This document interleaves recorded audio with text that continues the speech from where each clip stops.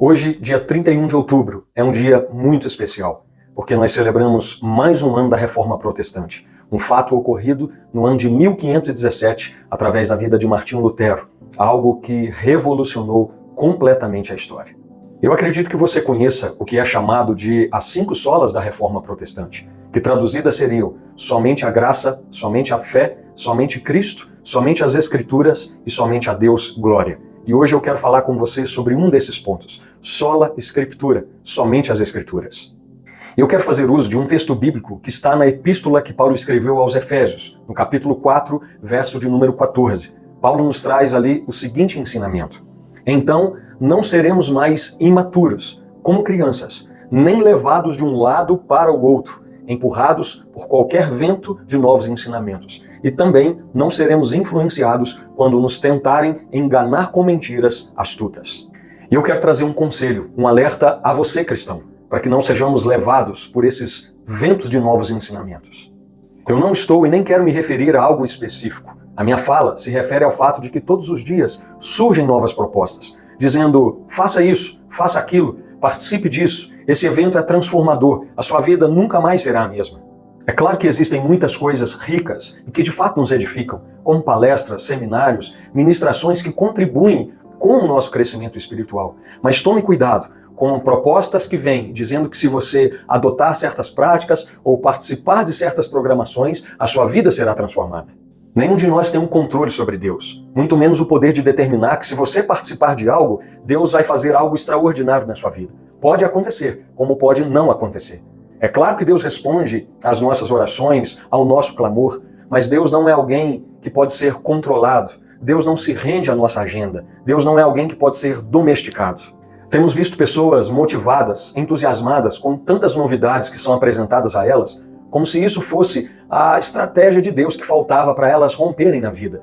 Mas muitas dessas pessoas, infelizmente, não valorizam a simples pregação do Evangelho de Jesus, não leem a Bíblia regularmente, não têm uma vida regular de oração, não valorizam os princípios básicos da fé cristã. E, infelizmente, muitas dessas pessoas acham que um evento ou um final de semana, uma programação específica, vai mudar totalmente a vida delas. Mas eu quero que você entenda que a única maneira de viver um encontro verdadeiro, uma transformação verdadeira com Deus, é através da sua palavra. Percebemos que existe uma geração que valoriza experiências à parte da Bíblia. Pessoas que não têm a Bíblia como a sua maior referência. Uma geração rasa no conhecimento bíblico, que recebe de braços abertos ensinamentos que trazem até mesmo a ideia de que o Evangelho de Jesus precisa ser atualizado. E como resultado, o povo de Deus é destruído porque lhe falta conhecimento.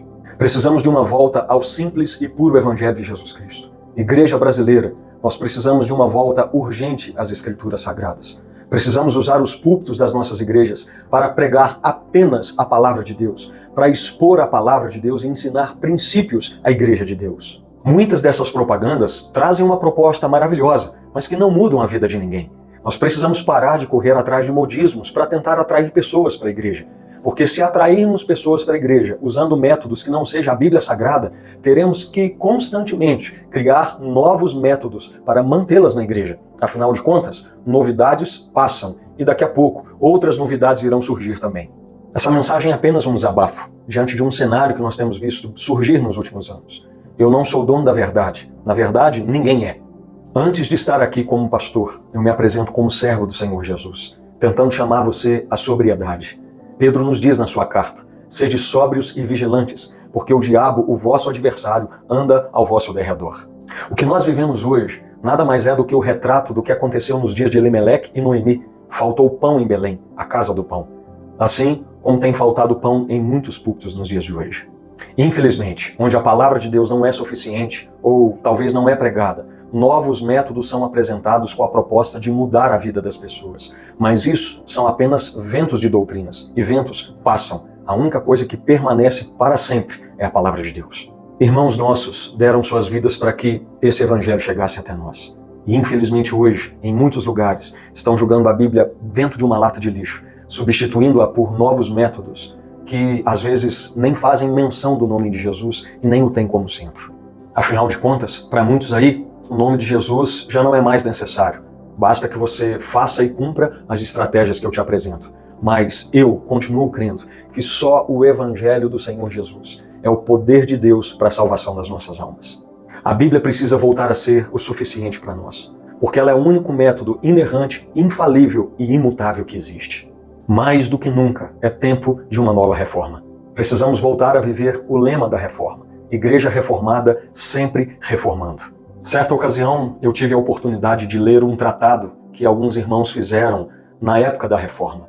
E eles diziam o seguinte: resolvemos, com a graça de Deus, manter a pura e exclusiva pregação de sua santa palavra, tal como ela está contida nos livros bíblicos do Velho e do Novo Testamento, sem acrescentar alguma coisa que possa contrariá-la.